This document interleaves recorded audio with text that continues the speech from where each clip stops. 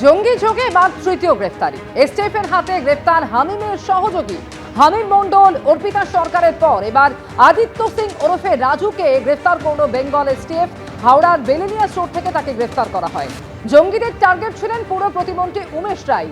হামিম এবং অর্পিতাকে উমেশ রায়ের ছবি দিয়েছিল এই আদিত্যই দাবি তদন্তকারীদের। হামিম অর্পিতাকে জেরা করে আদিত্য সিং এর খোঁজ মেলে এবং তারপর তাকে গ্রেফতার করা হয়।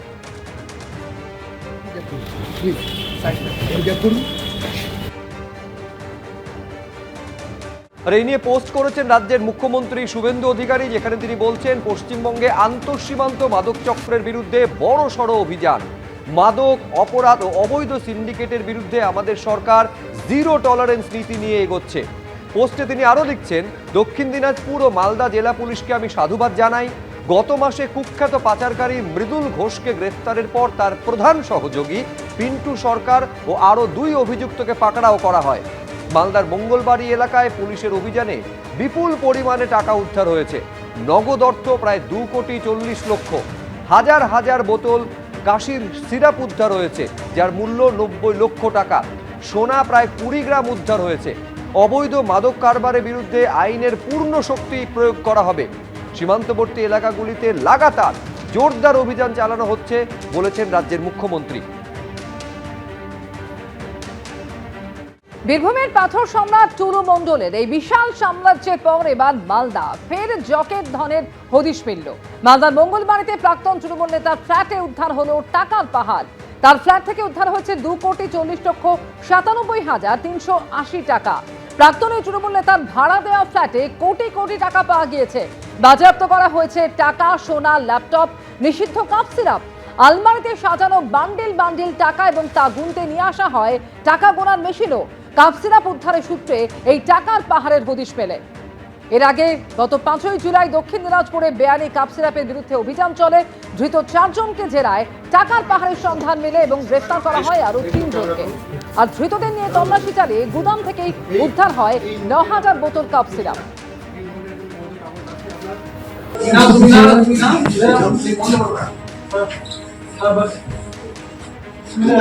টুলু মণ্ডল ব্যাপারে আমার কোনো ধারণাই নেই। বীরভূমের যারা নেতৃত্ব, সব দলের যারা বীরভূম থেকে উঠেছেন, প্রতিষ্ঠিত হয়েছেন, তারা এসব বলতে পারবেন। যদি অবৈধ কিছু থাকে ব্যবস্থা হবে। তো এখন তো 2-3 মাস হয়ে গেল একটা গভর্নমেন্টে। তার আগে 6 মাস বিজেপির নিয়ন্ত্রণে ছিল পুলিশ। ইলেকশন কমিশনকে দিয়ে যে কোনো পোস্টিং করানো হয়েছে। তো এতদিন ব্যবস্থা হয়নি বা কেন?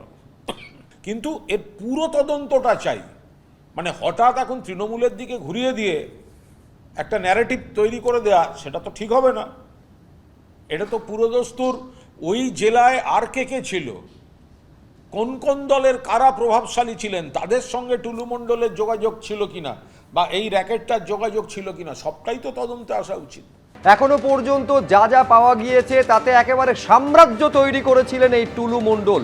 কোটি টাকার ডাবল সেঞ্চুরি ছাপিয়ে গিয়েছে তার এখনো পর্যন্ত পাওয়া নগদ, এবং যা সোনা পাওয়া গিয়েছে তার থেকে সেটা যদি যোগ করা যায়, এই টুলু মণ্ডল বা মোহাম্মদ নাজিবউদ্দিনের আরও 34 কোটি টাকার হদিশ পাওয়া গিয়েছে। বিভিন্ন ব্যাংকে এই পরিমাণ টাকা ফিক্সড ডিপোজিট করা ছিল। অর্থাৎ টাকা এবং সোনা মিলিয়ে এখনো পর্যন্ত অঙ্কটা দাঁড়িয়েছে 220 কোটিরও বেশি।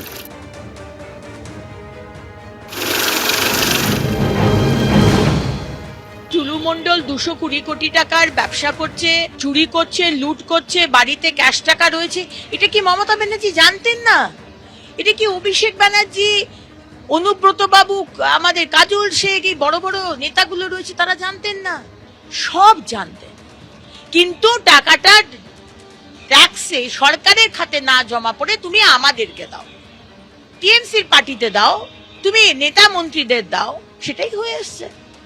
মানে কত টাকাও চুরি করেছে, যে তারপরেও তাকে কিছুটা মানে সরকারকে দেখাতে হবে বলে সে সব থেকে বেশি ট্যাক্স পেয়ার। তার বলে কিনা উজবেকিস্তানে ফ্ল্যাট আছে, তার বলে কিনা সুইজারল্যান্ডে আছে, তার বলে কিনা, মানে সাংঘাতিক ব্যাপার। আমাদের একটা ফ্ল্যাট নিয়ে আমরা হিমশিম খাই, চারিদিকে নাকি বলে কিনা 100 ফ্ল্যাট। টুলু মণ্ডল ব্যাপারে আমার কোনো ধারণাই নেই।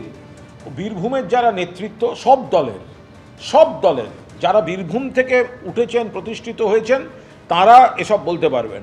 যদি অবৈধ কিছু থাকে ব্যবস্থা হবে। তো এখন তো 2-3 মাস হয়ে গেল একটা গভর্নমেন্টে, তার আগে 6 মাস বিজেপির নিয়ন্ত্রণে ছিল পুলিশ, ইলেকশন কমিশনকে দিয়ে যে কোনো পোস্টিং করানো হয়েছে, তা এতদিন ব্যবস্থা হয়নি বা কেন? কিন্তু এর পুরো তদন্তটা চাই। মানে হঠাৎ এখন তৃণমূলের দিকে ঘুরিয়ে দিয়ে একটা ন্যারেটিভ তৈরি করে দেয়া, সেটা তো ঠিক হবে না।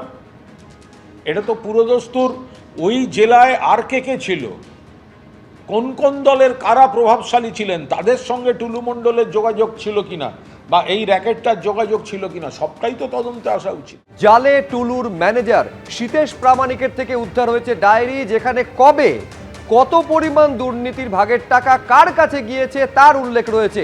নিঃসন্দেহে তদন্তকারী আধিকারিকদের কাছে অন্যতম গুরুত্বপূর্ণ তথ্য প্রমাণ হতে চলেছে এই ডায়েরি, যে ডায়েরি পাওয়া গিয়েছে সীতেশ প্রামাণিকের থেকে।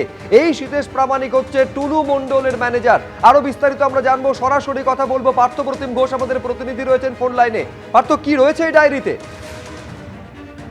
কেঁচো ঘুরতে গিয়ে কেউটে বেরিয়ে আসছিল প্রথম থেকেই, এবং সেক্ষেত্রে একবারে দেখা যাচ্ছে যে এবারে হচ্ছে যে ডায়েরি উদ্ধার হয়েছে সীতেশ প্রামাণিক অর্থাৎ টুলু মণ্ডলের ক্যাশারের যে ম্যানেজার, তার কাছ থেকে।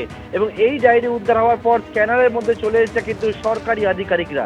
এবারে বলবো সরকারি আধিকারিকরা কিন্তু এই তদন্তে স্ক্যানারের মধ্যে এসে গেছে, কারণ এই যে ডিসিআর যে দুর্নীতি, সেই দুর্নীতির পাশাপাশি এই যে সীতেশ প্রামাণিকের বাড়ি থেকে, তার কাছ থেকে ডায়েরি উদ্ধার হয়েছে, এবং সেই ডায়েরিতে একেবারে তারিখ ধরে উল্লেখ রয়েছে বলে আদালতেও গোটা বিষয়টা উপস্থাপন করা হয়েছে, যে তারিখ ধরে কবে কাকে কোন সরকারি আধিকারিককে টাকা দেওয়া হয়েছে সেইটা একেবারে লেখা রয়েছে সেই ডায়েরিতে।